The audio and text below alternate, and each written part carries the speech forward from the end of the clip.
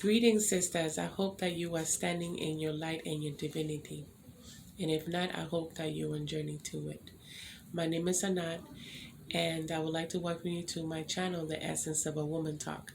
Today we're going to be talking about Moana. It is one of my favorites movie. I've seen it over 100 times, kid you not. And every time I see it, I get emotional at a certain part. Now,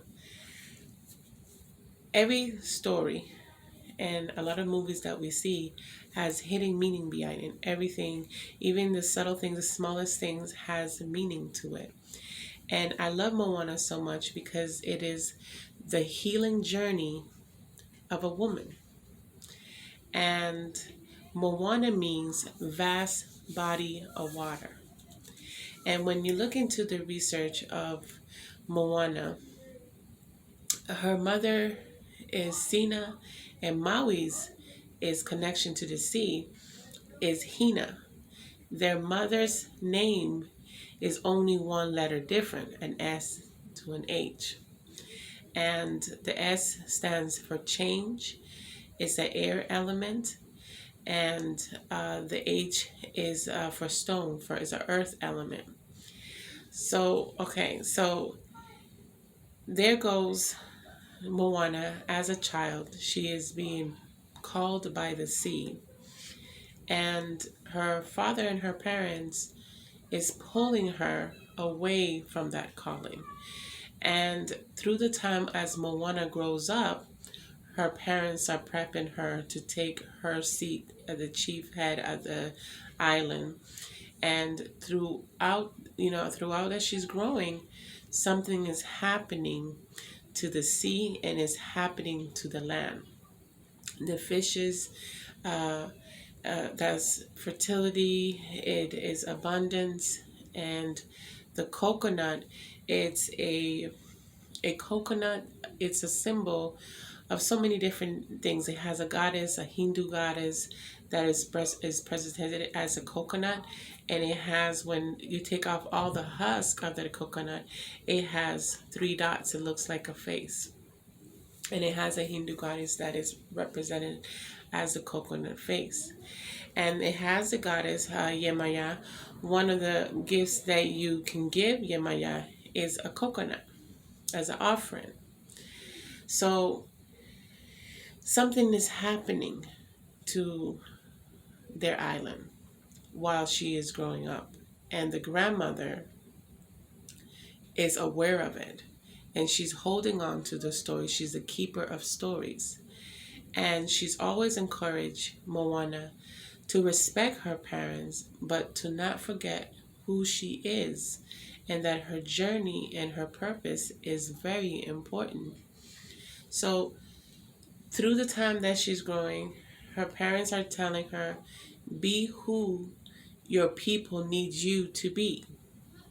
So this is ringing in Moana while she is a child and growing to the teenage age.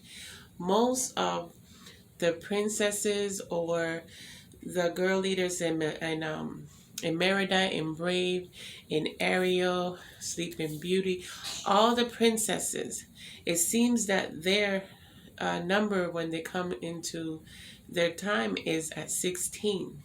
When you put 1 in 6 is 7. You reduce the number, is a mystical number.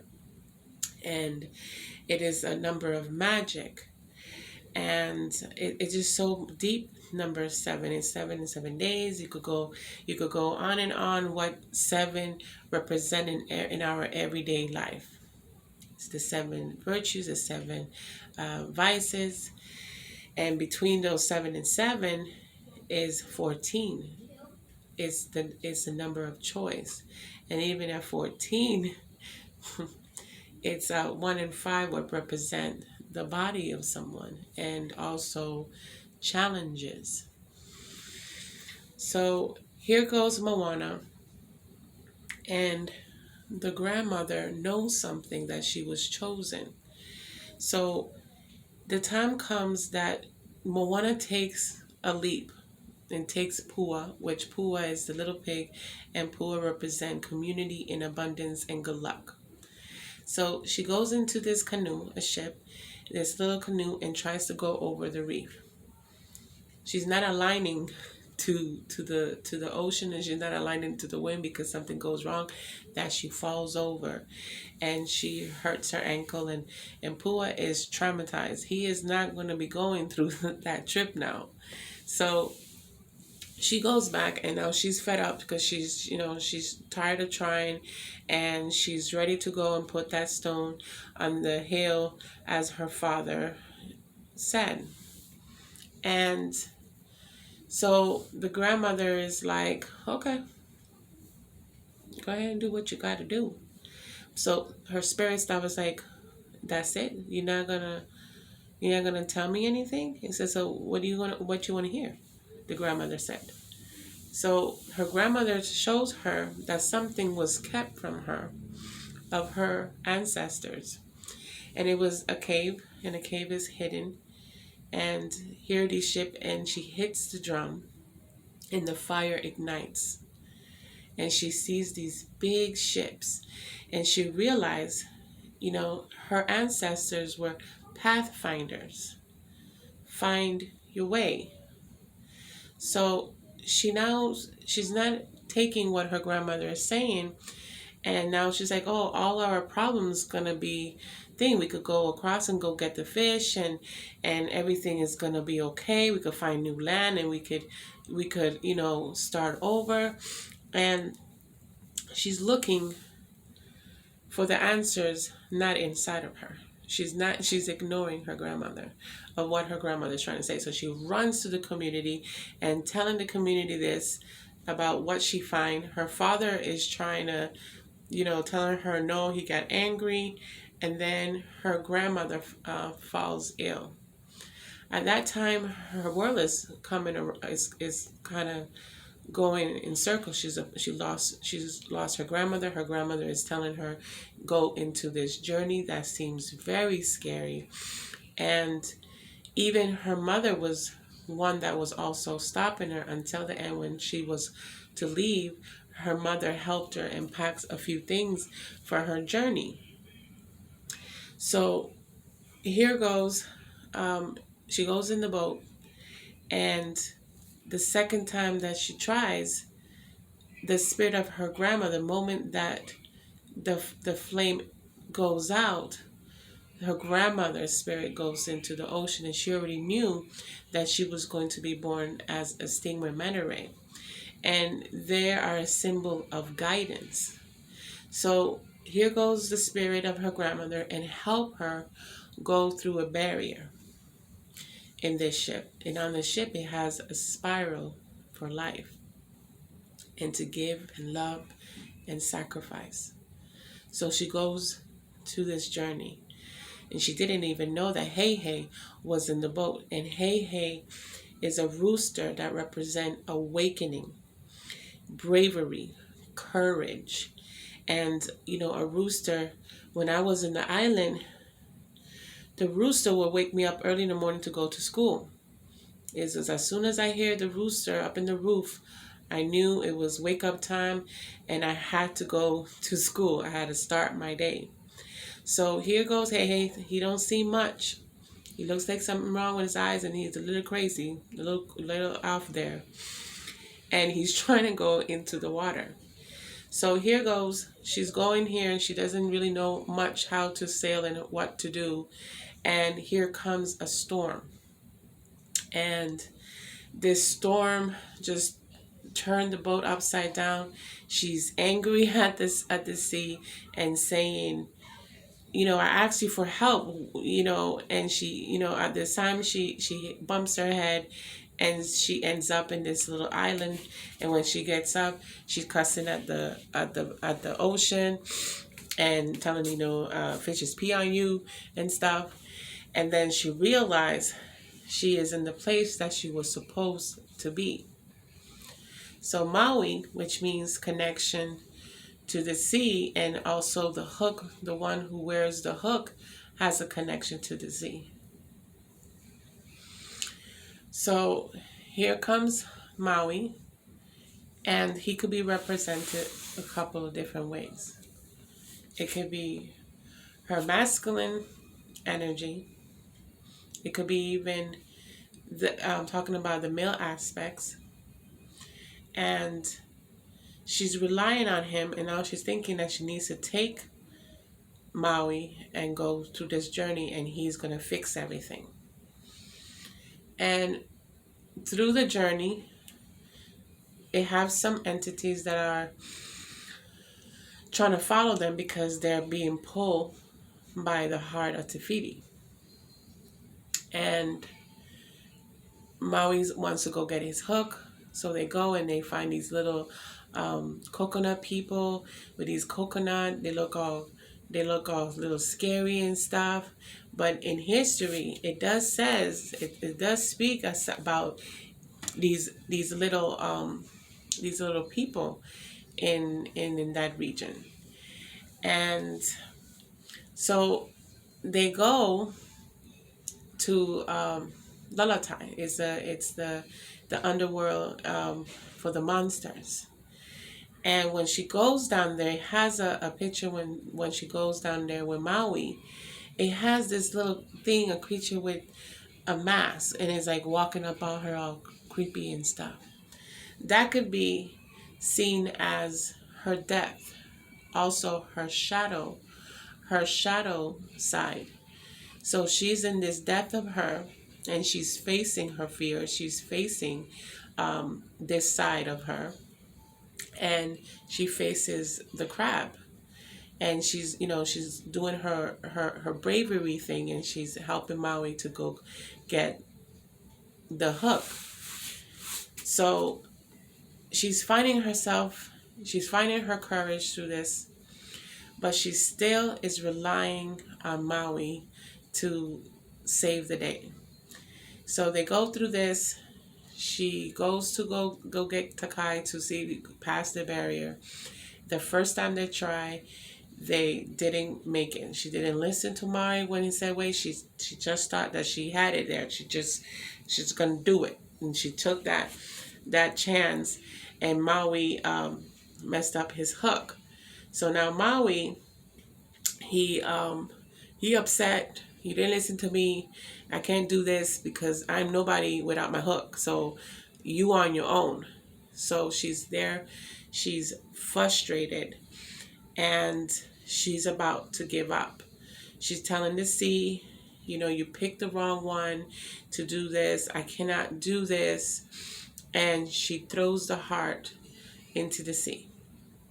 Here comes the grandmother spirit and telling her and talking to her and said, I put this heaviness on you. I give this, this thing of expectation to you. And she speaks to her and gives her that question, Moana, who are you? And then in Moana, in her mind, she has to go within herself and ask that question. And she starts to remember and go through her ancestors, go through everything, because even she has a nightmare before that her island is being consumed by this darkness. And the island could also be her temple, her spirit. The sea is lacking. Something is lacking with the fishes, the abundance. And so, at this time, she's remembering, she's being aware. It's always been in her. And she goes herself and retrieve the heart to inside the deep waters. And then she comes up with it. She is to work. When we women are ready to clean up our house and stuff, and we just put our hair in our bun, and we are ready, we put some music on, and it's time for work, and we're gonna get this cleaning done. So she's doing this thing here, and also Maui had teach her how to get connected back to the sky. The traditions that she had, her ancestors had, to find a way to use the stars as a guidance. So she goes and she's prepared to face Takai on her own, until here comes Maui to get into the fight with this, to give back the heart that was stolen from her, from Tafiti. So Takai now, it is a fire, um, a fire demon, they are saying. And there, when she touches the water, she gets stiff. Now, around the world, it has different goddesses of the sea, and it have different goddesses of fire. And most of the goddesses, the female goddesses, are more fearsome than the male gods that are war and stuff. It's she's all fire. And so here goes Moana, goes up into where Te is supposed to be, and she realized that Te is not there in the top of the mountain. When you go to the top of the mountain, you can see better. So this is symbolizing that she's in the top of the mountain. She did this journey, and she looks across, and she sees that Te has that spiral on her heart. This is the part that gets me all the time. She tells the sea, let her come to me. And as she's walking, and the sea separates, and she's walking to Te and Te is coming ready, just ready to get her. And as Moana is coming, she is saying, I know who you are, and this do not define you. And she's coming, and she's still in her lava and her fire form, and she slows down. Even in that form, Te slows down, and Moana is not giving. She is not moving backward. She is facing this entity, this fearsome that so many fear. And she closes, and then when it has that moment when they touch forehead, Te is still in a lava form. And she closes her eyes, and they touch. It's like mother and daughter when they touch. In the Eskimos, they touch each other on the pineal gland and the third eye. It's like saying, I see you. Just like the avatars. I have seen a pair, husband and wife, one time when they greet each other. They greet with forehead into forehead. But this was a reflection. And every time I see this part, I get goosebumps. I start to cry. I get really emotional. Why do I get emotional every time I see this? Because I could see that in two reflection. I could see myself facing my own inner demons, and I'm also the demon facing my children. Just like Maleficent, that she is the villain and the hero at the same time. Even my anger, even everything that I carry and everything like that, to lash out at myself. So I am standing in the view of Moana, and I am standing in the view of Takai. And at that moment, she puts the heart, and Takai turns to Te She becomes that abundance, that all green fertility and sacredness. She becomes that. It was one and the same.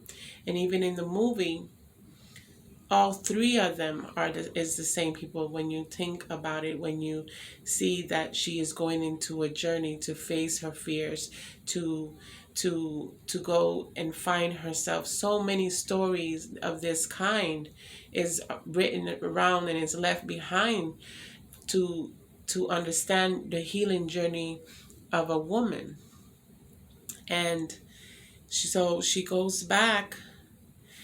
Maui gets his connection back with the hook, and she goes back, and all is well, everything is growing. But at this time, she leaves not a stone, but a conch shell. And a conch shell, it is a symbol of the divine feminine energy. And it also looked like a vulva, the entrance of a vagina. And she leaves it there, and then she takes some of her people and they go to explore new lands. And I'm pretty sure a lot of women can relate to this. And then in that Hawaii, Hawaii, Fiji, a lot of those islands were once Lumiere Island, because it take the reefs and stuff like that, and they have seen that that was like a continent. And in that history, they talk about a goddess in the moon.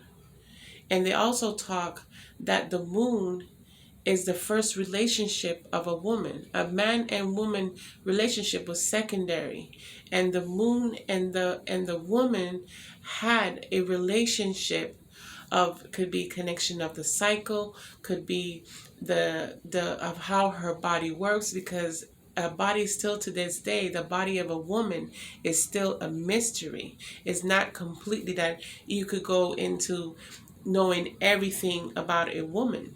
Just like the depth of the sea, that they only know 1% of the sea, and they don't know all of the universe. And I think they had even a thing that was saying that they have found a body of a woman in the moon. So we have so much history and so much things of mystery around. And Moana is, if you have seen it, see it again with your daughters, with your children, and really see that. And even with Hey, even though they had told him he was a coward twice, Hey helped to get the heart of Tafiti, the courage to face oneself, the courage to be kind to self, to find self-love, to heal those things that comes from past generations, things that comes from childhood that we hold on, that it starts to manifest to something that is just, it just is right to yourself, and living with blame and doubt and everything like that. So every time I see that part of her splitting open the ocean and walking step by step, and with this confidence, with this understanding, this reassurance, and that part when she says, let her come to me, I am ready to face her. But she didn't come to face her with judgment or anything like that. She came in there and told her, this does not define you. I know who you are. That is a powerful thing. That is a powerful thing to realize, and to go and find your healing journey. We are all in a journey. Each one of us is in a journey. And, and it's just one of those stories that it relates so much to the feminine divine, and our journey of healing, and to find ourselves in healing. And when you do it genuinely, and when you face it, and you're just ready to face that part of you, you could heal so much. You could heal your descendants to stop this reoccurrence of pain and doubt and feeling of not enough that hinders your starseeds, your descendants. We are able to fix it now that we are here. It's all you have to do is just face it with genuine, with love, with understanding, with awareness, understanding that you're not alone. You have so many women and men, but women, they carry generation of children. They have so many women have killed their star seed in a moment of rage, of a moment of loss of their mental stability. A mother drowning 3 children, 4 children, right here across the street from me, one street over. It had that news from a woman in Jacksonville that they were looking for the little girl, and they found her in Georgia. And it was the mother that did it. They found the remains in her car. One street over, when I go pick my flowers, I still see the balloons, and I still see the flower vase by the yard. We need to find our healing journey, our way to find ourselves, to face our depth and our deepest inside. And